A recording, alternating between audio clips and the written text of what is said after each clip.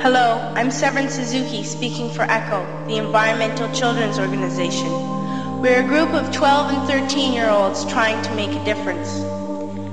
Vanessa Setti, Morgan Geisler, Michelle Quigg, and me.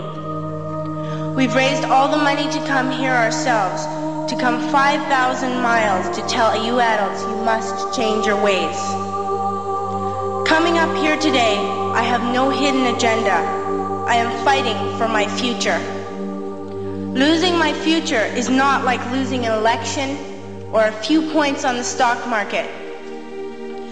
I am here to speak for all generations to come. I am here to speak on behalf of the starving children around the world whose cries go unheard. I am here to speak for the countless animals dying across this planet because they have nowhere left to go. I am afraid to go out in the sun now because of the holes in our ozone. I am afraid to breathe the air because I don't know what chemicals are in it.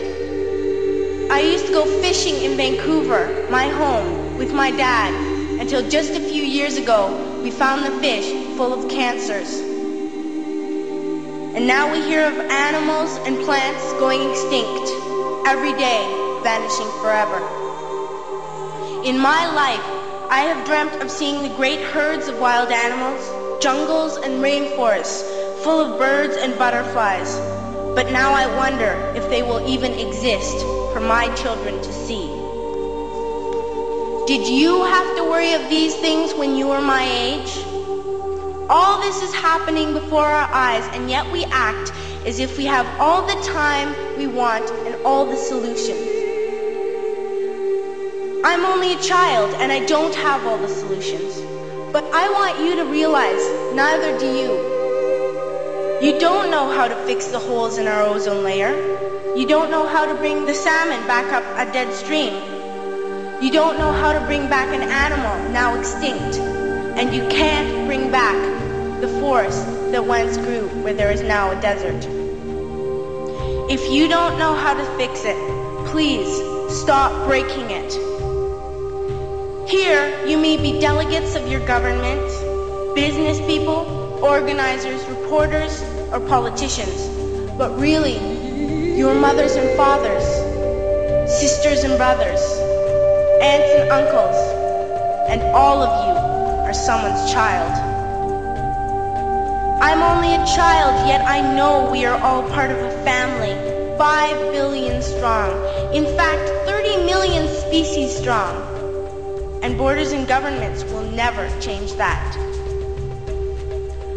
I'm only a child, yet I know we are all in this together and should act as one single world towards one single goal. In my anger, I am not blind, and in my fear, I am not afraid of telling the world how I feel. In my country, we make so much waste. We buy and throw away, and yet northern countries will not share with the needy. Even when we have more than enough, we are afraid to share. We are afraid to let go of some of our wealth. In Canada, we live the privileged life, with plenty of food, water, and shelter. We have watches, bicycles, computers, and television sets. The list could go on for 2 days. 2 days ago, here in Brazil, we were shocked when we spent time with some children living on the streets. This is what one child told us. I wish I was rich. And if I were, I would give all the street children food, clothes, medicines, shelter, and love and affection. If a child on the streets who has nothing is willing to share, why are we who have everything still so greedy? I can't stop thinking that these are children my own age, that it makes a tremendous difference where you are born. That I could be one of those children living in the favelas of Rio. I could be a child starving in Somalia, or a victim of war in the Middle East, or a beggar in India. I am only a child, yet I know if all the money spent on war was spent on finding environmental answers, ending poverty, and finding treaties what a wonderful place this earth would be. At school, even in kindergarten, you teach us how to behave in the world. You teach us not to fight with others, to work things out, to respect others, to clean up our mess, not to hurt other creatures, to share, not be greedy. Then why do you go out and do the things you tell us not to do? Do not forget why you are attending these conferences, who you're doing this for. We are your own children. You are deciding what kind of world we are growing up in.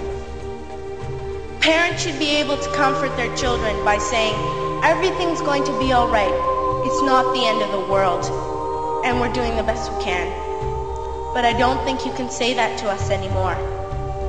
Are we even on your list of priorities? My dad always says, you are what you do, not what you say. Well, what you do makes me cry at night. You grown-ups say you love us, but I challenge you, please, make your actions reflect your words. Thank you.